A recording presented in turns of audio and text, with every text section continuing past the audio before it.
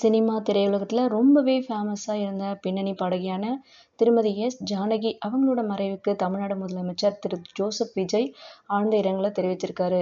அந்த ஸ்டேட்மெண்ட்ல அவர் என்ன சொல்லியிருக்காரு அப்படின்னா, இந்திய திரையிசை உலகில் தனது தனித்துவமான குரலால் பல தலைமுறைகளின் இதயங்களை வென்ற பழம்பெரும் பின்னணி பாடகி திருமதி ஜானகி அவர்களின் மறைவு மிகுந்த வேதனை அளிக்கிறது.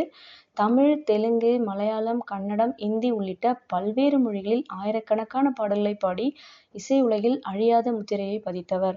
பல முறை தேசிய திரைப்பட விருதுகள் உட்பட எண்ணற்ற உயரிய விருதுகளை பெற்ற அவர் தனது இனிமையான குரல் உணர்வுகளை வெளிப்படுத்தும் அபார திறன் மற்றும் இசைக்கான அர்ப்பணிப்பால் ரசிகர்களின் மனங்களில் என்றும் நிலைத்திருப்பார் அப்படின்னு சொல்லியிருக்காரு. அவரது மறைவு இந்திய இசை உலகத்திற்கு ஈடு செய்ய முடியாத பேரிழப்பாகும்.